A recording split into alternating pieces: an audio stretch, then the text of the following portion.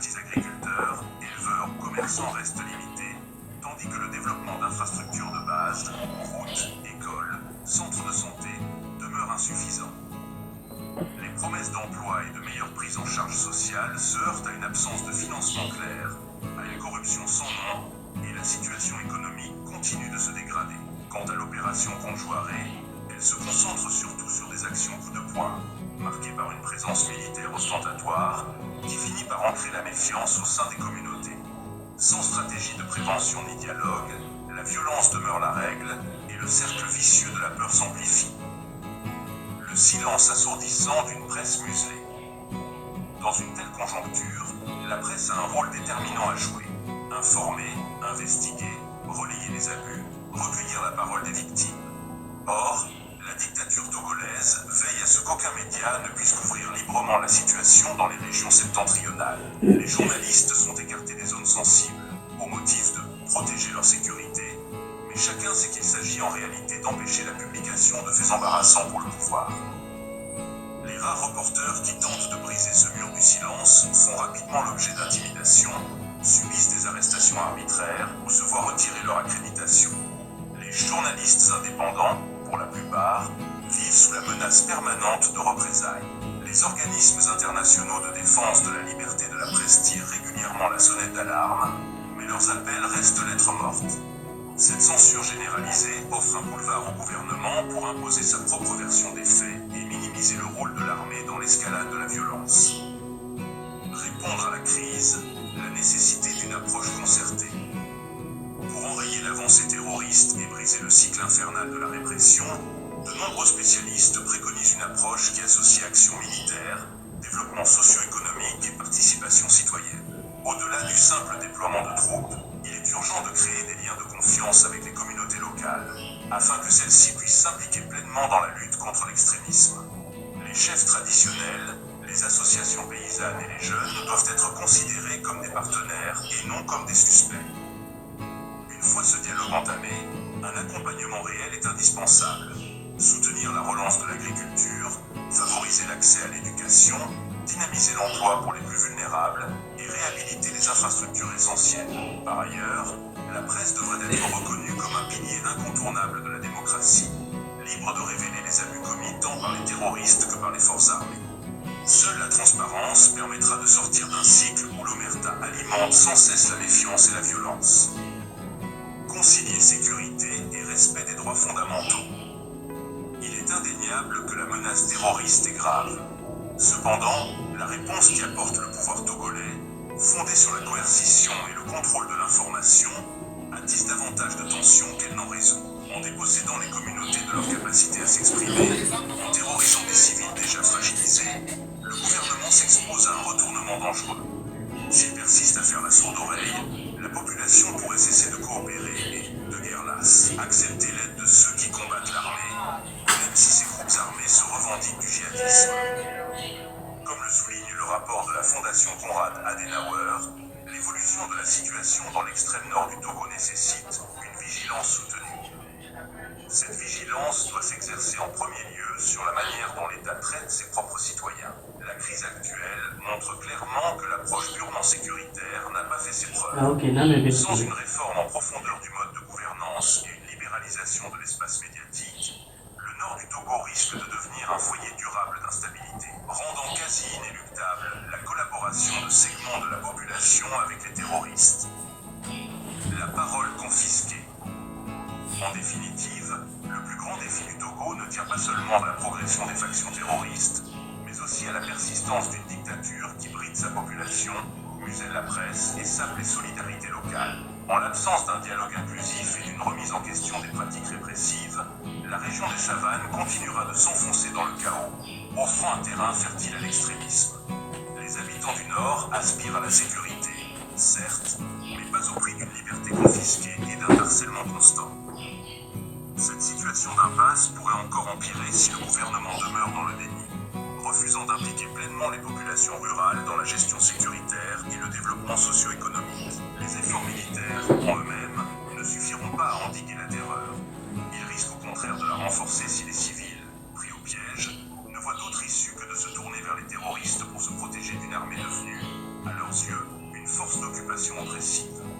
silence imposé par la censure, c'est finalement tout un pan de la nation qui se sent abandonné, ouvrant la voie à une instabilité aux conséquences potentiellement désastreuses pour le Togo et la sous-région ouest-africaine.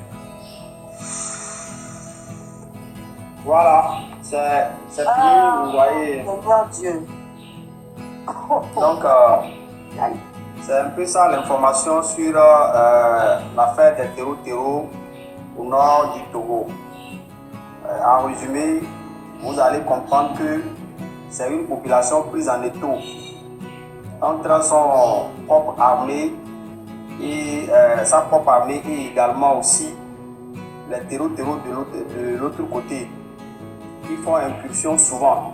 Donc, déjà des gens ont commencé par quitter le milieu. Il y a des gens qui ont quitté pour descendre un peu plus au sud du Bénin parce qu'on sait qu'au Togo, rester au Togo même là ne te garantit rien. Donc, des gens préfèrent quitter carrément ceux qui veulent aller vers le Ghana. Ceux qui sont du côté de Nano sont allés aussi vers le Ghana. Vous voyez un peu ce qui se passe. Bon, pendant ce temps, on voit plutôt que les gens pavanent à Lomé ici, les soi-disant sénateurs, on nous parle des gouverneurs, on nous parle des conseillers régionaux et des conseillers municipaux. On préfère se concentrer sur ça là-bas. Mais je voudrais nous inviter à se pencher sur ce débat si on a encore un peu de temps. Vous voyez que ça cadre aussi un peu avec le thème du journalisme en question. D'autant que les journalistes sont muselés dans cette affaire, ils ne pourront pas parler. Bon, comme M. Ricard est là, tu peux inviter ton ami Combatté. Il est du milieu. C'est lui qui enquête sur les gens, qui enquête sur la vie privée de Marc, de la légende. Ils ont dit la dernière fois que nous traitons des affaires foncières que moi je suis en train de dire qu'il y aura une guerre ethnique au Togo, que c'est moi qui suis en train de le dire. Alors que nous étions en train d'attirer l'attention sur l'instrumentalisation ethnique dans les affaires foncières et les affaires de la chefferie traditionnelle. Désormais, nous faisons objet de leur débat quotidien. Il faut les inviter. C'est tes amis, il faut inviter Combattre de lui dire que ses frères, ils sont aussi vraiment nos frères aussi au nord là. Mais ils sont plus proches de lui que de nous. Ceux qui sont, on est en train de tuer dans la savane, c'est sa région à lui. Il ferait mieux de se concentrer sur la région de la savane que de se concentrer sur la vie des individus, de nous autres comme ça qui sommes en train de lutter pour la justice et la bonne gouvernance au Togo. Voilà, merci. Merci bien, 15. Moi, je vais continuer, du coup, je vais céder la parole. Je vais vous partager plutôt la parole après parce qu'il faut que ça sorte. Voilà qu'on est dans un pays, enfin, le Togo, mon beau pays, t'inquiète pas, on va te sauver. Chaque fois qu'on parle de mon pays, au fait, et quand je me replonge, au fait, dès que je fais l'analyse, chaque fois qu'il y a un audio, il y a une vidéo qui sort, je me rends compte que tout se converge en fait. Je m'explique.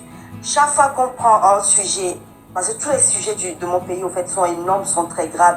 Chaque fois qu'on prend le sujet, on remonte et on se rend compte qu'au fait, il n'y a pas un seul moment qu'on va dédouaner l'État français et l'État togolais en disant que au moins ça, c'est pas eux. Non. En fait, chaque fois qu'on prend l'histoire de mon pays, on prend une affaire de mon pays, on se rend compte que de là-haut, les gens là qui soi-disant nous gouvernent sont les limites ceux-là qui veulent que ça soit pérenne, que le problème dure, que le problème ne s'efface jamais, qu'on continue à nous tuer.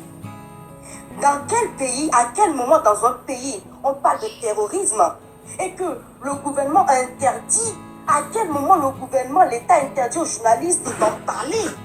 Là, on parle des envahisseurs, on parle des gens qui viennent de l'extérieur pour envahir le pays. C'est vers ces gens-là qu'il faut sortir l'armée. Mais non, on envoie l'armée qui de l'autre côté, comme dit Riche. J'ai fait le même truc dans ma tête. C'est-à-dire que d'un côté, on a une population qui est massacrée par les terroristes. Et de l'autre, l'armée qui doit être leur sauveur, qui doit être là pour les protéger, aussi en train de les massacrer. C'est-à-dire que ils sont pris en étau, en fait, la population du nord de mon pays. On a les envahisseurs qui nous tuent, nos protecteurs qui doivent être vraiment ceux-là, nos protecteurs, eux aussi, ils nous massacrent, ils nous torturent, ils nous réprimandent. Du coup, les gens sont quoi à mon nom? Hein?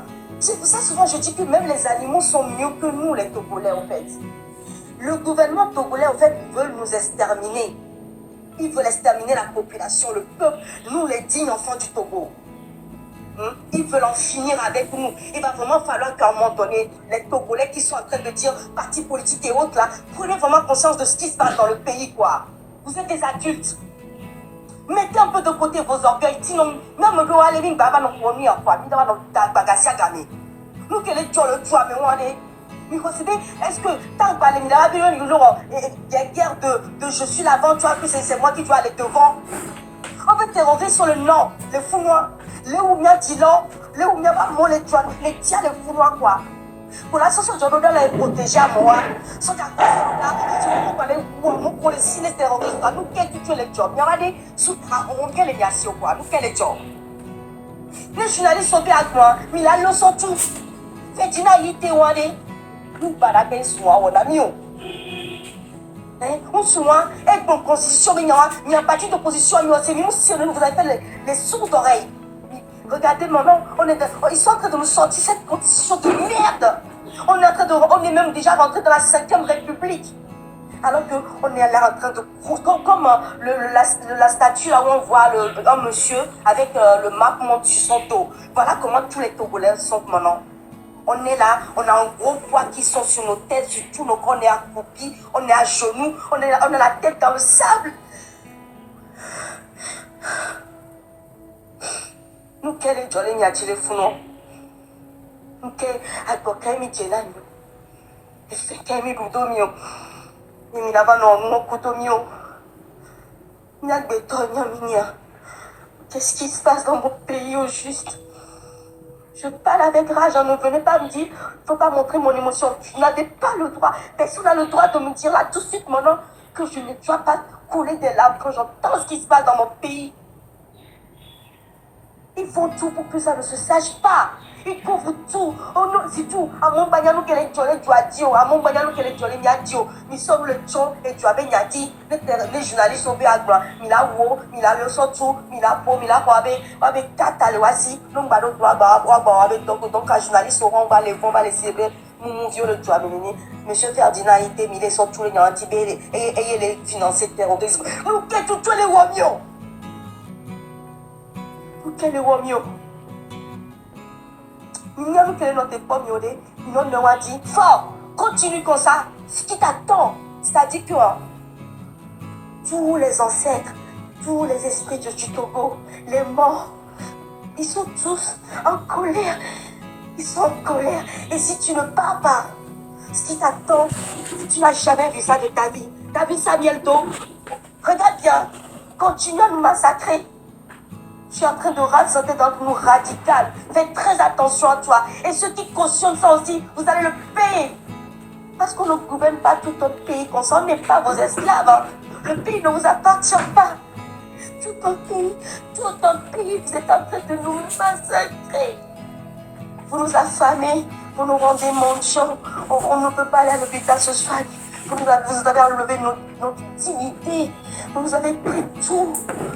Vous avez tout pris, mais on se lève, on va se relever comme un bébé qui commence à marcher, on tombe, on se relève, parce qu'on n'est pas, on lâche rien, vous comprenez, on va rien lâcher, on va vous arracher le pays des mains.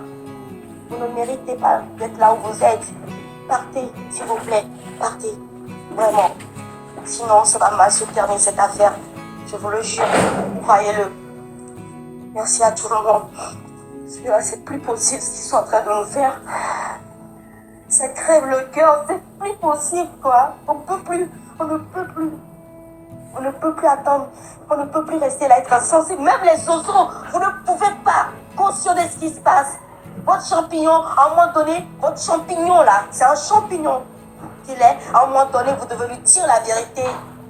Les gens du Nord, non, on parle de sa propre région. Même eux, ils les laissent se faire massacrer. La région de Pendjal, regardez, le poumon du Nord, ils sont les massacrés là-bas. Et toi, en tant que président, tu ne bouges pas un doigt. Tu ne fais rien. Tu veux nous laisser quel pays au juste? Qu'est-ce que tu veux nous laisser? Un champ de ruines? Un champ de mine? L'enfer, c'est ça que tu veux nous laisser? T'inquiète pas, on va se relever et on va construire ce pays. T'inquiète. Parce On n'est pas comme toi, nous on est des dignes enfants du Togo, des dignes fils et filles du Togo. Et on refuse de te laisser ce pays encore quelques jours. On refuse de te le laisser encore quelques secondes pour que tu continues à le massacrer. Criminels que vous êtes tous des criminels. Et vous allez le payer, vous allez payer le plus fort.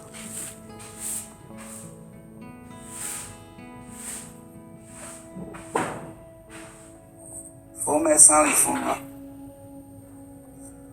Vous les filles, allô? Et que donc, Donc, ok, mi da pe ni tata no we. Donc on gagne de on ma so pa no la no. ah, après Tata, bien, faut regarder. Gagne matin. Après, faux prince of peace. Et ça, regardez, et regardez, il y a un temps de Dina, ça va, car dynamique depuis 2 jours. Ou un sujet beau et les va donc à être détourné le filet, quoi. Effectivement, dimanche, allô, dimanche hier, oui, bien, faut faire tirer site journalistique, hein, l'alternative, il y a mon point, loin, une nouvelle, là. Et ça est, mon article. Togo, l'insécurité à la frontière semble attaquée. Des familles burkinabèes ensuite vers le Togo. Donc, maintenant, avec cette présence sans discontinuer et des attaques sporadiques au nord du pays, crée non seulement des tensions des 2 côtés de la frontière entre le Burkina et le Togo.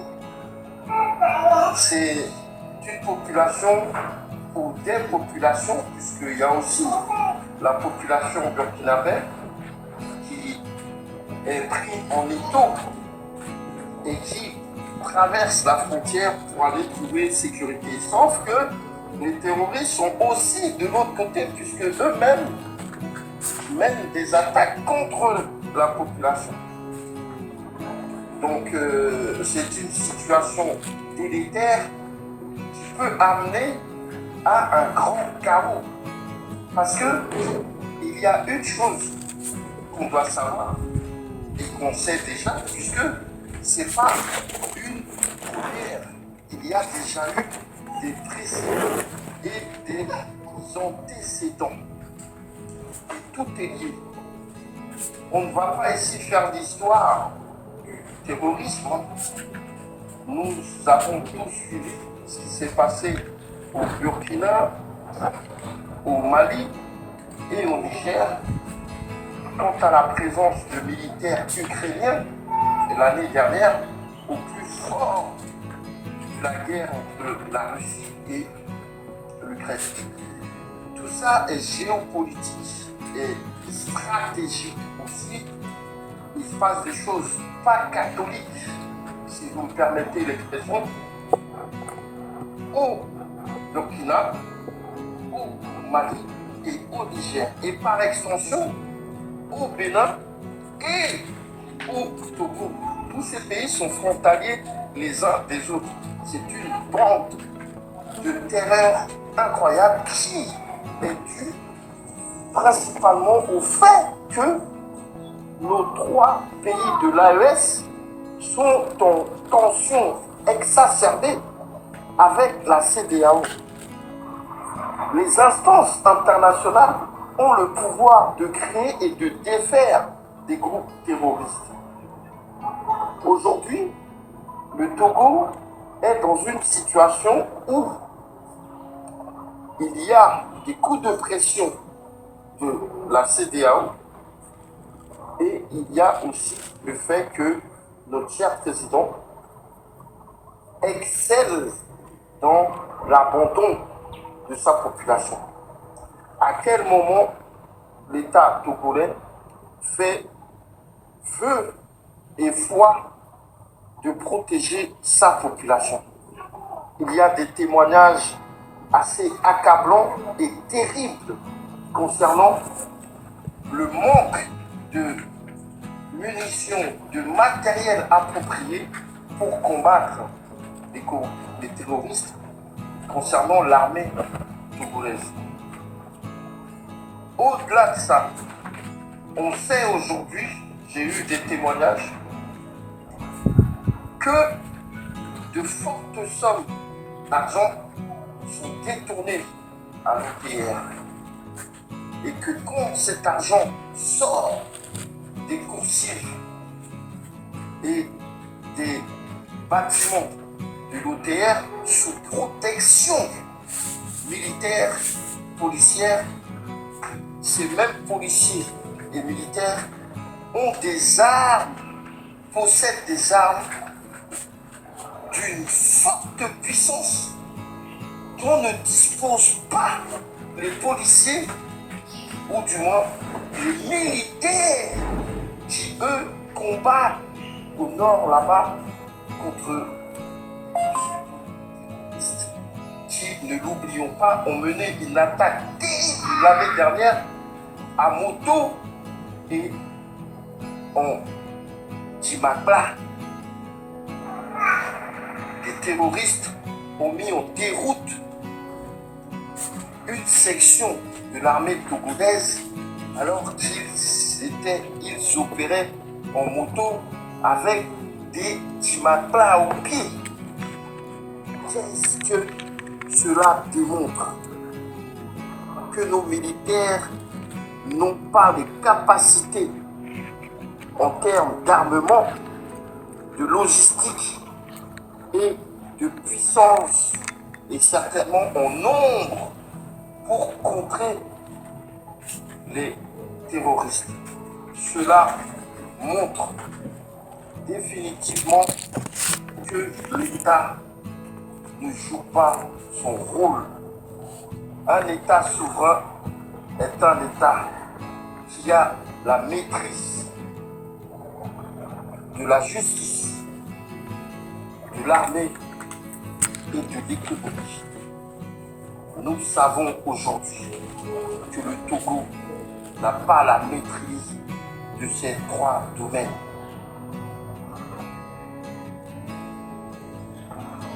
Je suis de très près le journal de l'Alternative et régulièrement ils font état de la situation au nord du pays. Le 8 mars dernier, c'est-à-dire il y a 20 jours à peu près, un article disait Togo, savane, opérateur économique asphyxié, arrestation arbitraire, raquette des commerçants et agriculteurs au nom de l'état d'urgence sécuritaire. Voilà l'article posté le 8 mars dernier par le journal L'Alternative concernant la situation au nord du Togo. Rien n'a changé, rien n'a évolué. La situation est telle que ici on nous explique que ce sont même les militaires togolais qui asphyxient la population en commettant des arrestations arbitraires, en rackettant des commerçants et agriculteurs. Tout ça au nom d'un soi-disant état d'urgence sécuritaire. C'est définitivement le pays de l'anarchie. Quand des militaires en viennent à commettre de tels actes à l'endroit de leur propre population, comment peut-on s'attendre à ce que ces mêmes militaires défendent ces mêmes populations contre des militaires? Il n'y a pas de fumée sans feu. Pour faire des jeux, il faut casser des omelettes. Normalement, le rôle des militaires, c'est de protéger les populations, de les mettre en sécurité et de les défendre coûte que coûte, au prix même de leur vie. C'est un retour de bâton extrême et qui trouve son prolongement dans le fait que ces mêmes militaires ont l'impression d'être abandonnés par celui-là même qui les emploie et qui doit les mettre dans les meilleures dispositions. On le voit bien, c'est une guerre dans la guerre, parce que quand ces militaires viennent à tomber les armes à la main, nous nous souvenons tous ici, au début de l'année, comment ils sont enterrés. On les abandonne à leur triste sort. Les familles des défunts ne sont pas accompagnées, ne sont pas indemnisées. C'est comme si il ne s'était rien passé. C'est le jeu du chat et de la souris. Autant l'État abandonne ses militaires, autant ces mêmes militaires abandonnent les populations. Pendant combien de temps encore cela va-t-il durer? Ne faut-il pas croire, ne faut-il pas penser que potentiellement une guerre civile est en train de poindre son nez et qui ne dit pas encore son nom? Si rien n'est envisagé, si aucun acte fort, dissuasif n'est posé par l'État, alors nous sommes en droit, irrévocablement, de penser au pire. Certainement. Et bien, j'arrive. Merci beaucoup, Fomé. Bientôt la Cachemire et bien les Niagara, Afrique.